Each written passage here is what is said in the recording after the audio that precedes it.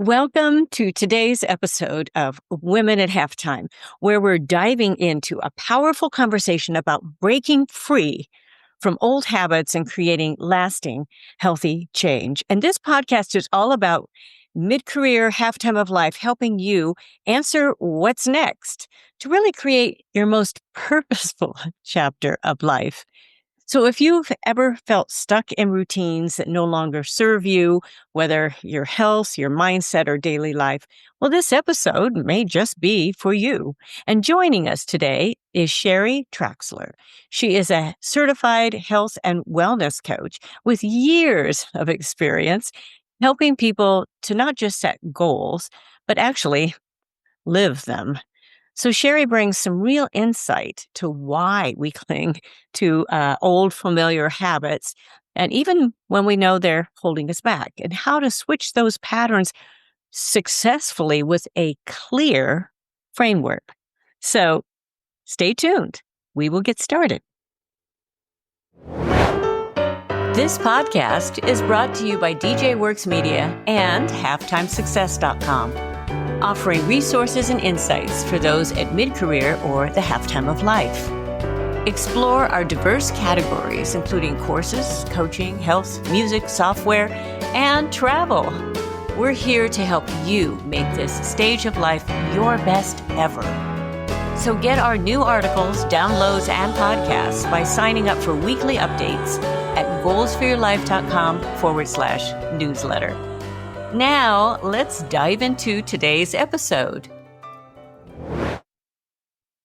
Well, welcome to Sheri. Thank you so much for joining us. And we have had Sheri here on the Women at Halftime podcast before as a guest, and some years ago. And there's going to be an article that comes with this as well. I'm going to update the one that we put out.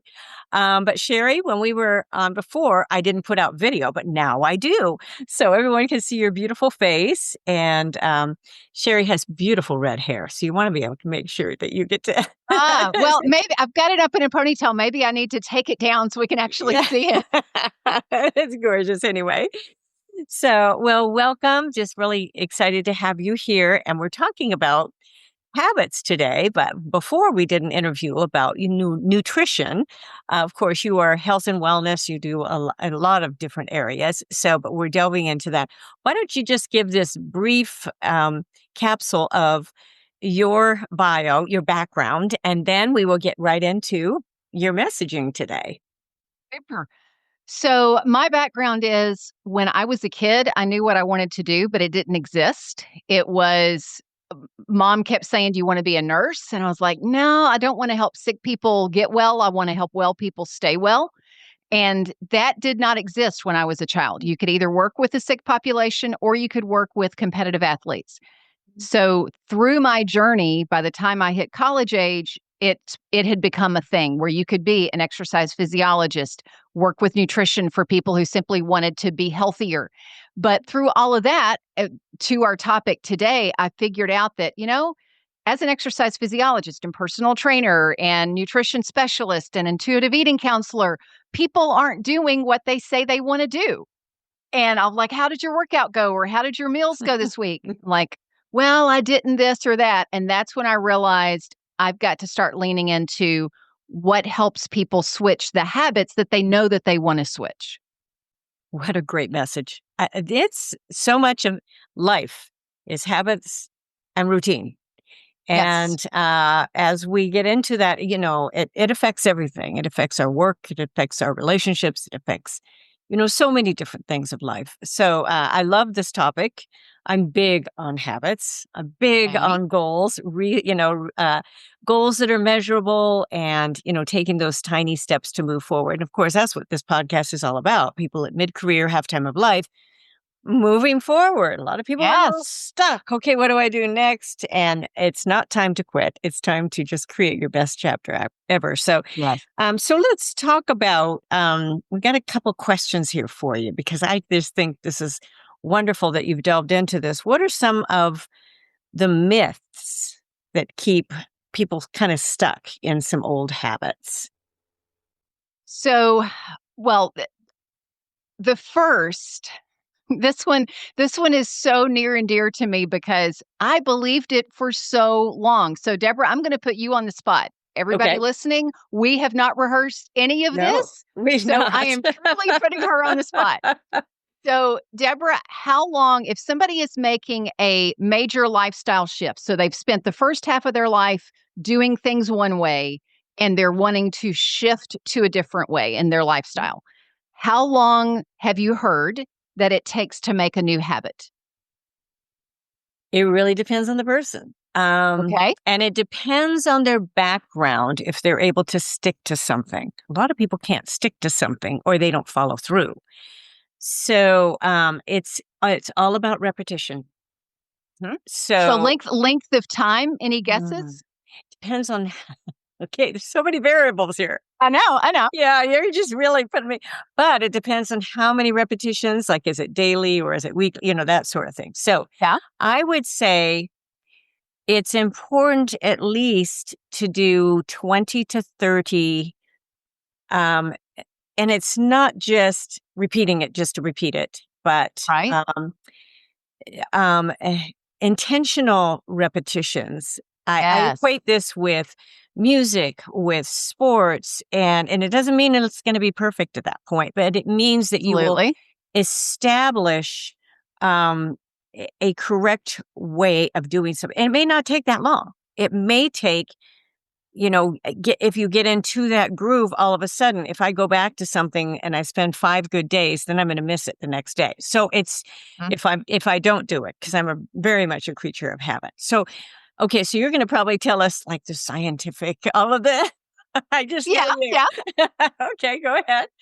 So what you just described is what is taught out there. What most people have heard Mhm. is 21 to 30 days. So if it's a Right. and you bring up a really great point. If something is a habit that's a weekly habit, well, obviously 21 days of that is going to be more than 3 weeks. Right. So 21 to 30 days, 21 to 30 times is what we've heard. That actually does have a little bit of research behind it, Mhm. that there were very small habits that people were trying to make. So I'm just going to use an example of drinking a glass of water when you first get up in the morning. Right. Singular habit that does not affect anything else in their life. 21 to 30 days was the minimum, Mhm. Yes. but not the average. Okay. Mhm. When you are looking at a lifestyle habit, though, so let's say you are listening and you're saying, I want to start eating healthier. I want to get more energy by walking every day at lunch. Things that are reach more areas of our life and our time Mhm. commitments. Mhm. That, good news, bad news, it's 6 months. Okay, that makes sense. Yeah. And when you and at first it's like, "Oh my goodness, 6 months, that's so long." But Mhm. where we get in trouble when we don't embrace that is if we're Mhm. thinking, "Oh, it's only gonna take me 3 weeks. It's only gonna take Yeah. me 4 weeks." We put support in place, and I've got a framework that we can talk about that is all the supports. Mhm. We put those supports in place for 3 or 4 weeks, and then it feels easier because it does feel easier at 3 or 4 Right. weeks, Right. and we go, "Oh, I got this." And we take those supports out, Mhm. and then as soon as life hits, we hit the wall and we're, Yeah. you know, a few months down the road going, "Oh, I was gonna be journaling. Oh, I was supposed to be meditating. Oh, I Mhm. was supposed to fill in the blank," Mhm. whatever it is. So that's the biggest myth, and a couple of the other myths are actually embedded into the framework, so as we talk through that, I'll highlight them, but that starter myth is the one that on the ground level, you gotta go, "Okay, this is not an overnight journey. It took me Right. 40 years to embed this habit. I can take 6 months and unembed it and lock in something new." Boy, that's and it really makes sense, especially with eating, because we can be good Yeah. 2 to 3 weeks, and then all of a sudden, "Okay, I'm good. I'm good." Yeah. And you Yeah, go I've never right liked back. vegetables before, and I Yeah. and thinking Yeah. about one of the I'll add this to this as to one of the reasons that that 6-month window is there is because, Mhm. yes, it is a mindset shift, and we can get into that, but it's Mhm. also a what else in your life does it affect? I was Mhm. talking with a client yesterday that we were talking about, okay, her meal planning and what's that going to look like oh, when her husband likes to eat something different, or when her job is different than it was Right. a couple of years ago, and Right. how the timing of all that works. It may be 3 weeks before you even figure out the recipes that work, much less Yes. get in the habit of it. Right. Right. That is very true because the variables of life do Yeah. affect things. Right, and that was something you were actually alluding to. It's like, well, Yeah. it depends on how many variables there are. Well, when you're Mhm. talking lifestyle, it Mhm. affects who are the people around Yes. you that it's affecting, what's your Mhm. schedule, what's your work schedule, have you Right. moved recently, are you working from home, it's like all the things that can Yes. change. Yes. And I'm a big I love tiny habits. And that's when I Yes. talk about just the small steps. But if you are making a lifestyle, that is huge. And I see this especially with people mid-career halftime because we've all of a sudden, I have friends like this. I was just playing pickleball with them the other night, and it's like, oh, I got to take off 5 pounds by tomorrow. And I'm thinking, oh, good, that's a great goal. Yeah, not No, gonna happen. no, this I call this my foodie group. They love food, but there's a lifestyle. There's choices. It's just choices that we make. So that's a great point, and it needs to be when you're talking about a lifestyle. And this is important. There's parts of my life. I'm pretty much. I'm very habit centered or routine centered. But I know what will give me more energy in the afternoon and what will give me less energy in the afternoon. The handful Yes. of nuts is perfect. The dark chocolate, I will have a sugar drop. I just know I will. Oh, they're so good. So, yeah, I know. I know. So, it's just choices and choices. So, and I'm sure you're going to get into that because you talk about switch and we'll talk about the name of this too, which is one. I love the Yeah. name. So when someone is what you call switching habits, that they want and what benefit of the habit itself? I mean, you talk about, they want just the benefit of this habit, but is it because they just don't wanna do the work, but they just wanna go ahead and have the outcome of the habit, whether it's a diet, whether it's nutrition, lowering the blood sugar, whatever, I focus on that right now because I'm at my mid-career and my midlife years, and all of a sudden the doctor tells you, "Ooh, you got you gotta do Mhm. this, you gotta do that." Oh, no. I've never had to think about that. So go ahead and talk Right. about yeah. So, yes, there are when we think about habits, there's two buckets of benefits. Mhm. One is the immediate benefit that we think of okay, my doctor has told me I need to change XYZ in my diet to lower my cholesterol or to lower my blood pressure. Or okay, I've hit if I'm a woman and I've hit midlife, now I'm starting Mhm. to lose muscle mass. Now I need to start strength training so that I Yeah. can maintain my muscle mass. All those things. Those are the direct benefits we think of. Mhm. The other bucket of benefits is as important and sometimes even more motivating because it has to do with who you as a person become as you Mhm. form that new habit. Because Mhm. you wake up in the morning and you say, I'm going to drink all my water today. And at Mhm. the end of the day, you look back and you've done it. You have Mhm. just built your confidence that you come through for yourself. Right. You do that in different areas day after day after day after day, and you are going to be a rock in your life. Yeah. It's like you'll be unshakable because, like, whatever comes up for me, Mhm. I will come through for myself. Whatever I tell myself I'm going to do it at least to the true best of my ability, not my Right. fake best of my ability. So that's one of that confidence building. And the confidence building actually even happens. I'm hopefully this is going to be a on color, not an off color story. Uh, that That's all right. We'll have some listeners that go, "Oh, okay, no, no, okay, no, go ahead." yeah, yeah. So a gentleman who lives up in Canada started working with me, Mhm. and when he came to me, these were his words, not mine.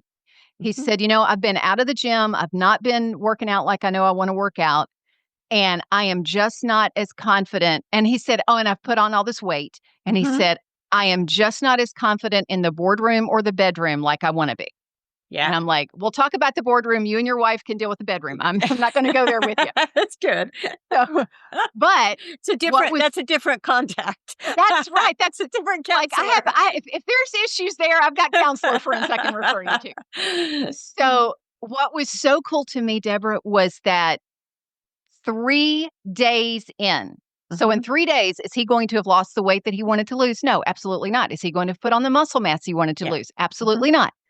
But 3 days in, he sends me a text saying, I got my mojo back.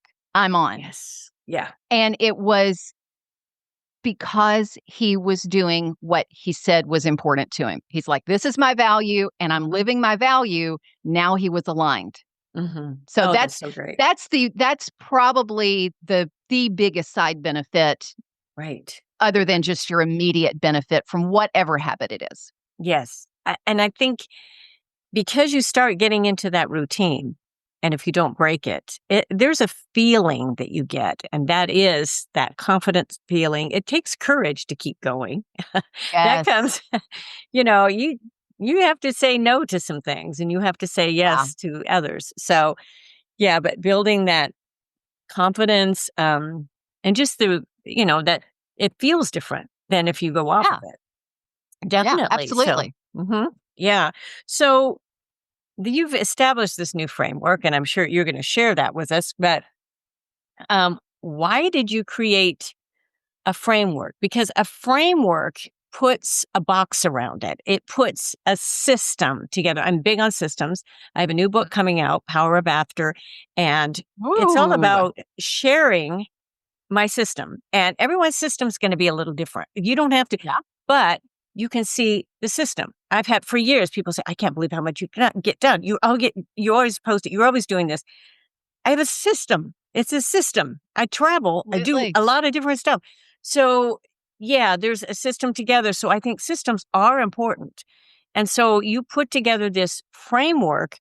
And so why did you create this after all of you explained that a little bit at the beginning, because you were counseling people with their nutrition and helping people with this, and they're just not successful because they needed this system, apparently, right? Yeah.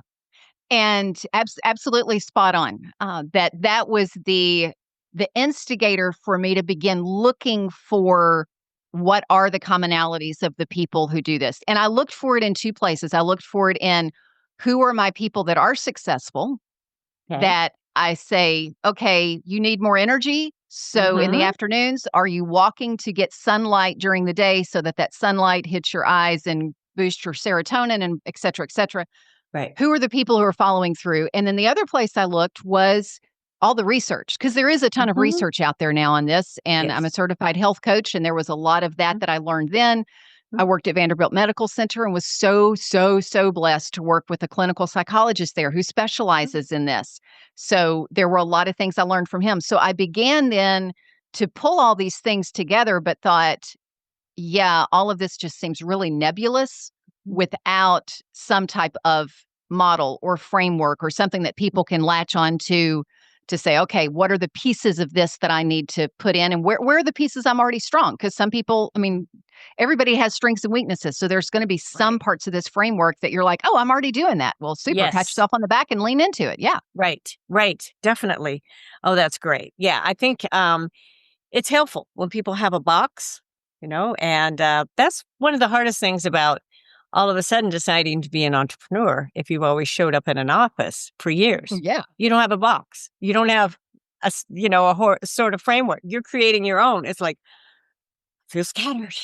What do I do next? Which thing is the most important thing to do today? Yeah. Yes, it's like everything's important. And you think you can handle that, but it's just different after a couple weeks, and you're going, oh yeah, I get it now. So, okay, so I was a business coach, because when I started my journey as an entrepreneur, I had no clue. But this has nothing to do with the switch framework, but just to lean into that funny story and laugh at myself for a moment. Yeah. So, Deborah, as an entrepreneur, you're familiar with networking meetings, right? Of course. Hey, I came from corporate after 12 years, so I'm in this thing, and I'm like, oh, okay, cool. I'm going to put up flyers at the grocery store or whatever. And somebody told me about going to a Chamber of Commerce meeting. I'm like, what's a Chamber of Commerce? You have no clue. Yeah, well, you never had to do it. Yeah. Hey, yeah. Yeah, right. So, and you learn as you go. I mean, that's all I can say. You can't be afraid to fail. You can't be afraid to learn. And it doesn't matter what age you are either. It doesn't. That is so Yes, true. it doesn't. And so some people think, oh, I'm just too old, especially because I approach AI too in this book. So it's, and Oh, it's like wow, yes. scary to some people because all they've seen with those movies was all those, clones and all of that. And, the Yes. unknowns, the new Mission Impossible. Oh, no, there's an entity. Mhm. So, yeah, there's a lot to that. So, yeah, you can't be afraid. And I think the key is so important with your framework of habits. It will help people be successful. And no matter what Oh, yeah. you end up doing, that's very, very important. So, what are some of those lessons? You've already talked about a little bit of your habits that you've learned, but about making habits, either personally or professionally, because you've come from nutrition. And I mean, I've known you from nutrition. I know you've done other things because you've done fitness and all of that stuff. So, and we have on our halftime success, we have one of your online programs, which is wonderful. I'll make Yes. sure the Thank links are in you. the notes and in the article as well. So, what are some of the lessons you've personally learned about habits that you have put into this framework? The I will say for me personally is the T of the switch. And I'll Hmm. tell you a couple of stories, and then if you Okay. want, we can go through the letters so that people Sure. have at least the high level structure of it. Yeah, that'd be So great. the T, yeah, so the T in the switch framework is team. Mm, And it's actually another one of the myths, one of the top myths is that people have a sense of I should be able to do this on my own. And mm, I had a few weeks ago, I actually had a nurse who is making a pivot in her career and in her life. mhm, And she was talking about, well, Sheri, I need to talk to you about this, but I really feel like I should mm, be able to do this on my own. Like, mhm, we aren't meant to create a new lifestyle. We aren't meant to create new habits on our own. We need a team. And for me mhm. personally, that has been one of the biggest lessons that, like I said, I've got a business coach, I've got coaches in Right, other areas of my life that it's like, why should I spend? It's not that we're not smart. right, I could mhm, go to a store and buy 50 books and read them and figure out how to do marketing or right, podcast or right, AI or whatever. But so mhm, much better to, oh, if Deborah knows about AI, how right, about I mhm, learn from her directly? Or right, how about I get people on my team who know this? mhm, Uh, and of course, books can be a part of your team, and right. that's Of one course they reason we can. both write. But the team is super important for me personally. Mhm, Another one, and this is from something I learned from a client. mhm, It is one of the C's in the switch framework. It's called a micro commitment. I mm. walked into a fitness center and a friend was sitting there and I said, "What are you doing?" Because she was sitting there knitting. So she's in Oh, the lobby of a fitness center and she's mhm, knitting. And I'm like, the fit. Now, of course, I knew her well enough. She was a friend mhm, and kind of a client and all mhm. that. So I teased her. I was like, the fitness equipment's over there. And she just looked at me, Deborah, so exhausted. We've all had Mhm, those days. And mhm, she goes, I'm spent. I got nothing, but it's my mm, day to be here. So I'm mhm. here. Oh, good for her. And when she said that, I said, you are Mhm, onto something. We need to talk. And she mhm, said, well, I'd always been one of those on again, off again people because I was all or nothing. It was either I've got to mhm, go do my full workout mhm. or I'm just going to go home.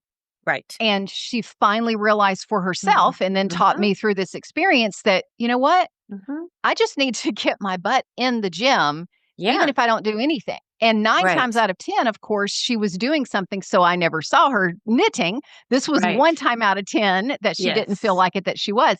And since then, this has been probably one of the most powerful because it's Mm, so fast to implement and make an impact. I had a guy who he heard me. I spoke at an event and mhm, shared about some of these points of this framework. mhm. 2 years later, now the framework wasn't in place at this time. This was Yeah. when I was kind of pulling everything together.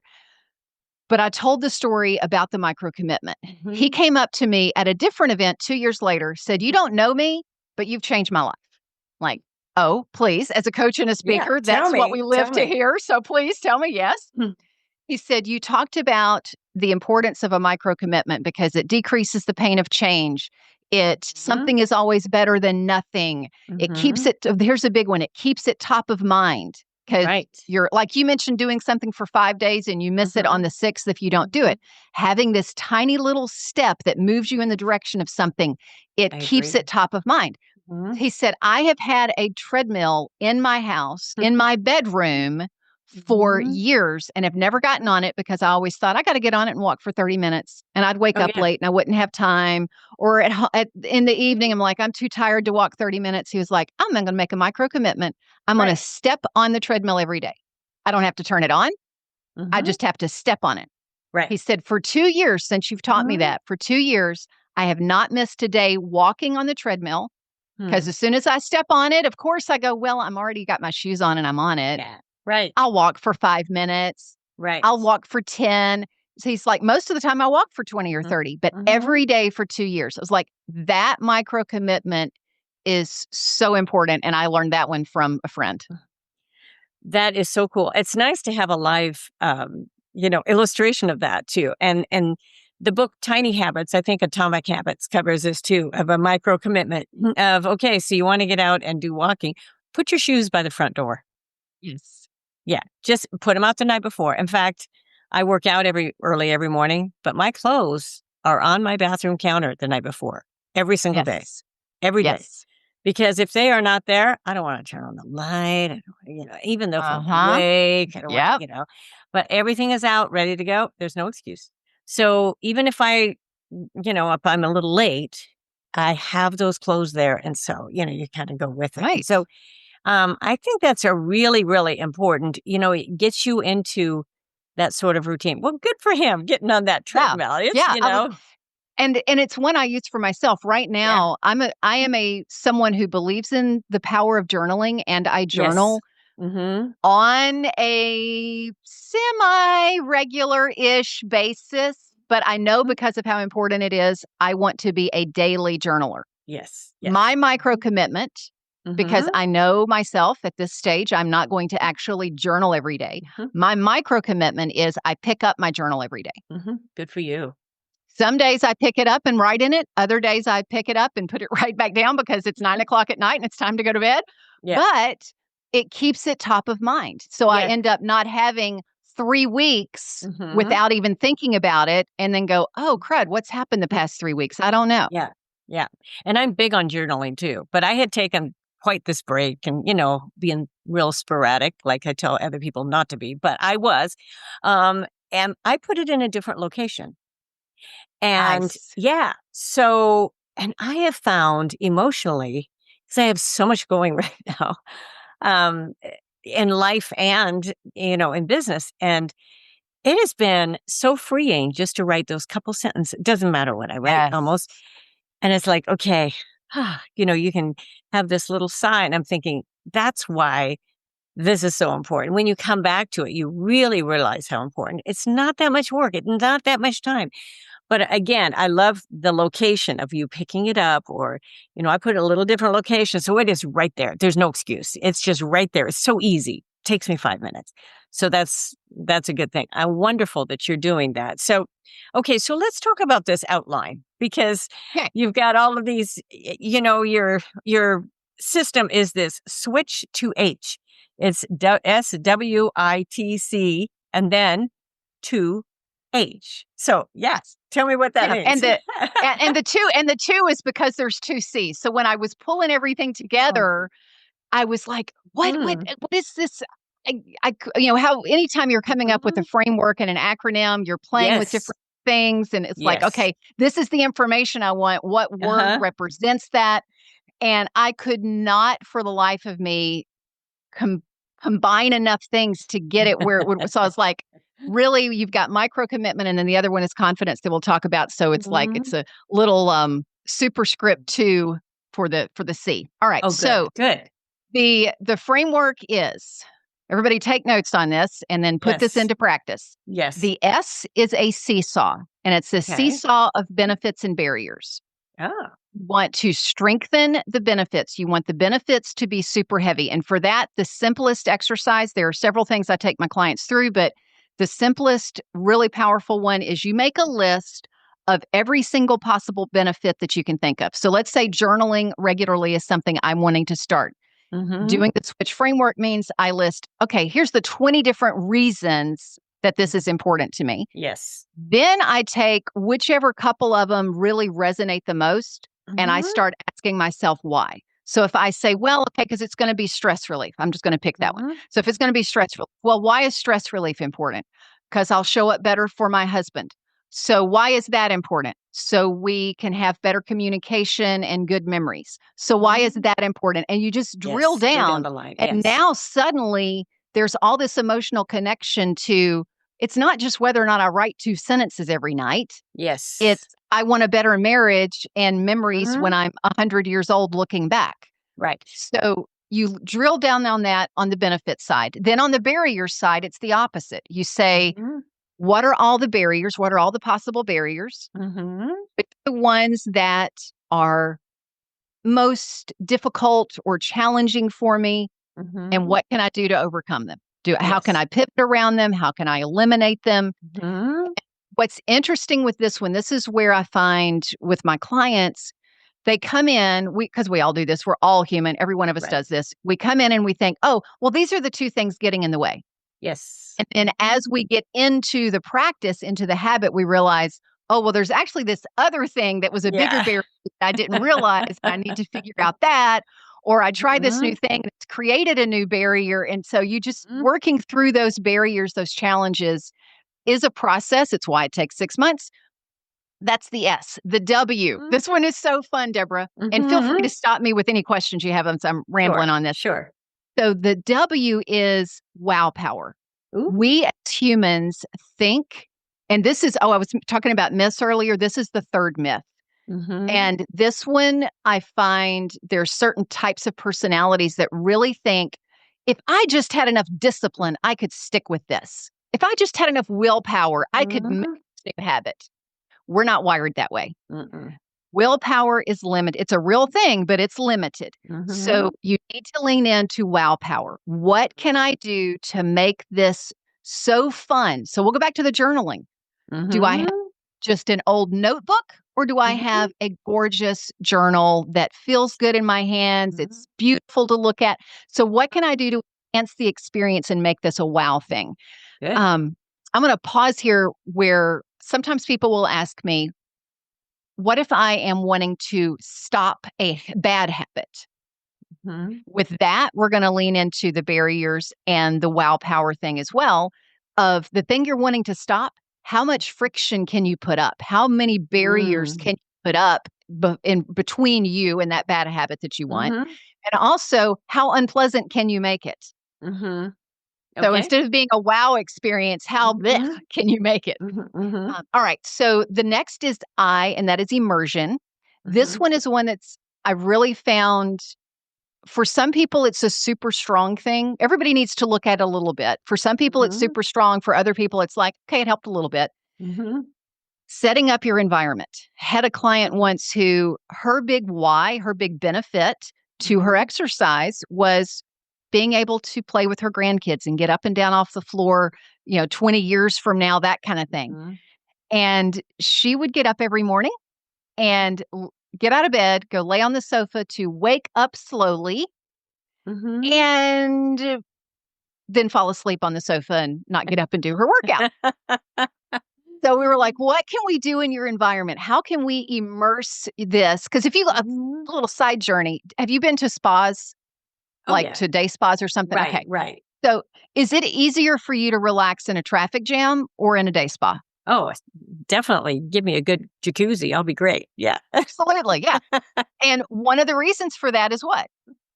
Oh, it's the atmosphere. Yeah. The atmosphere. Yeah. It's calming, the music. Yes. Yes. So you've immersed yourself in a relaxing setting.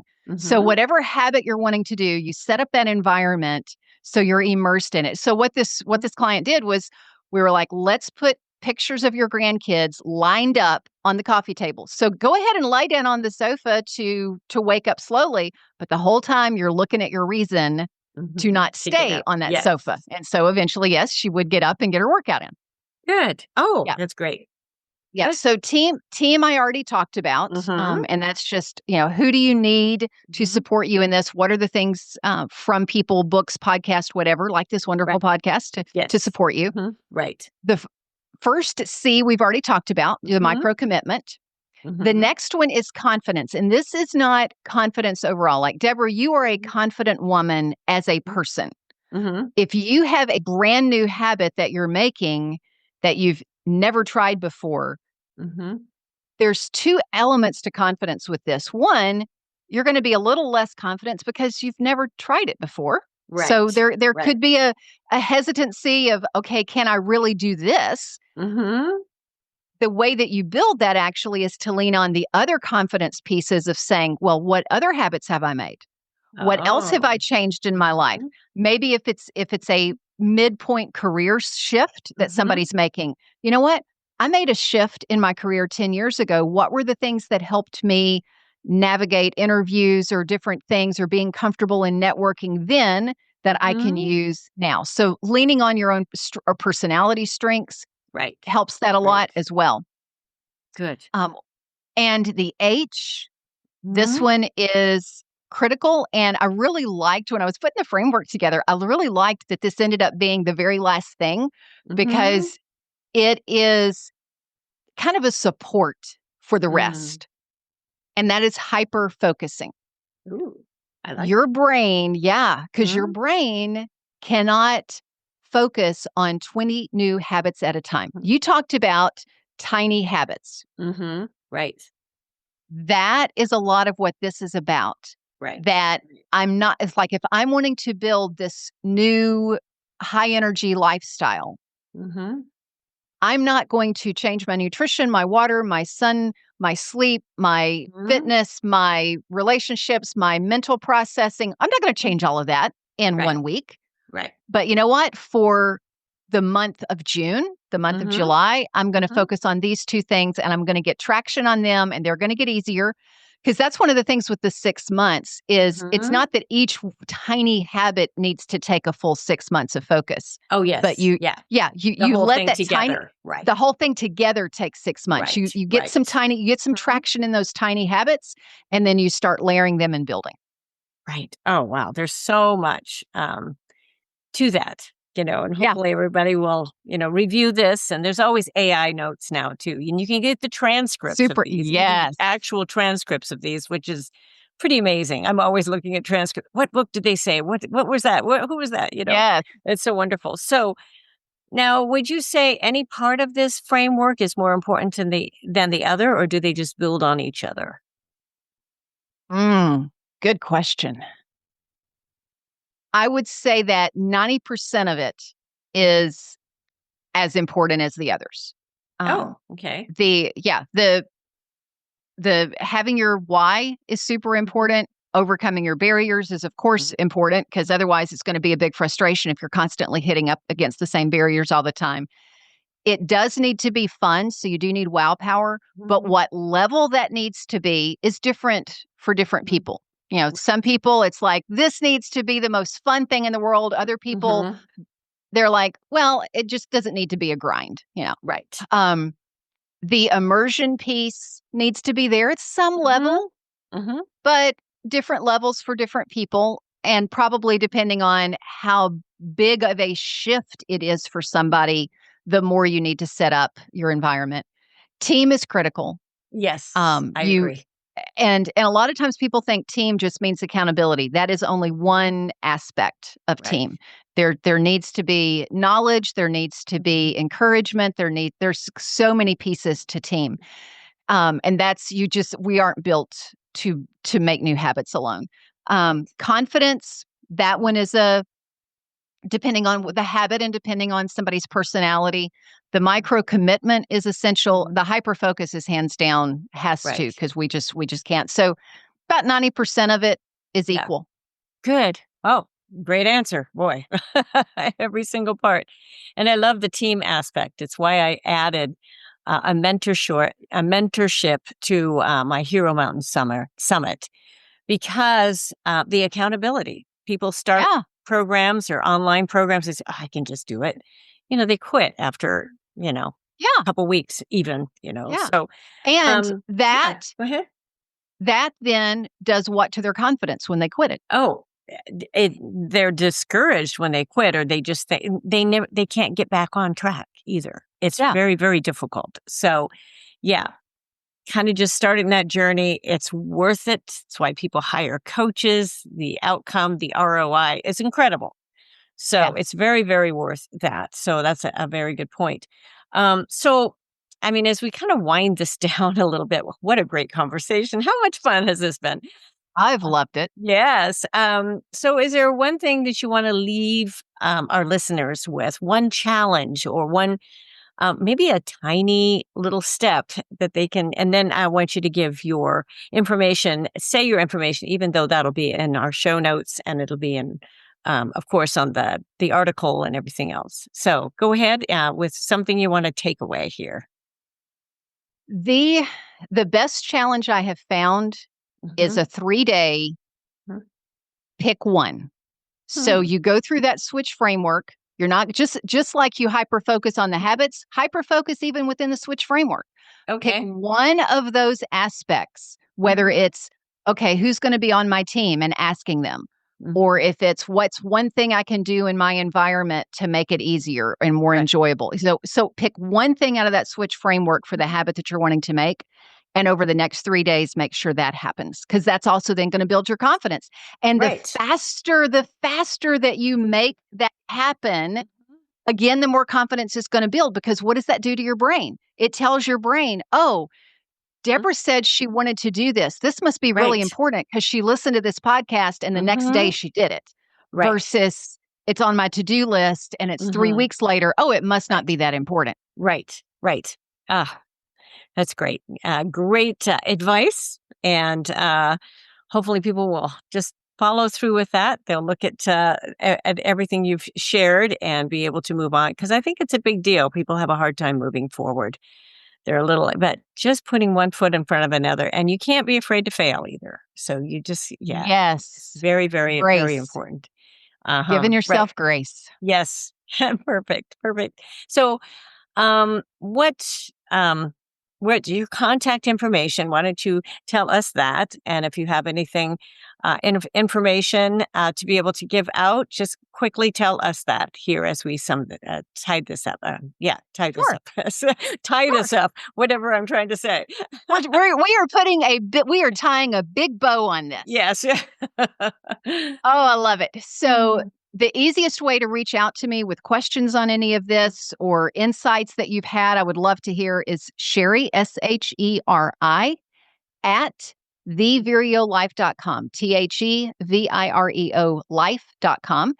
And yeah, as far as something that I can give to you all that I think will really help you on your energy journey is I have a Feel Great, Be Great Ultimate Guide to Beating Burnout. It's a free mhm, guide. If you go to mhm. my website, thevireolife.com, it's right there. You can grab it. Perfect. Perfect. Well, thank you so much. This has been so much fun. And for everyone, make sure that you are getting our updates, our articles, goalsforyourlife.com/newsletter. And I do have that book coming out, the Power of After, very powerful book. So That is look exciting. for I'm that. looking forward Yeah. to reading it. Yeah, look forward to that. And I'm looking forward to release. And I'm in the middle of, as we are recording now, I'm in the middle of recording the audiobook, and it's very tedious work, but um, it's the messaging is just so good. So that it's worth it. It's worth it. So anyway, thank you so much, Sheri, for being with us. And thank you all for joining with us. And remember, I am here at least once a week. Sometimes this is a bonus episode coming out, which is wonderful. It's still a full episode, but it's a bonus. I slip in so I can add to your interview that we had before. I try to have guests, sometimes repeat guests. It's really fun to hear the updates that they're doing, which you have a new framework. So that was perfect. So anyway, and thank you all for joining us. And I will look forward to being with you again next time. So bye-bye for now. Thank you for joining us. It is because of our wonderful listeners like you that we keep going strong week after week. We'd love it if you'd share and follow us to not miss a single show and even write a review. You can also find all of our articles, products, and links at womenathalftime.com.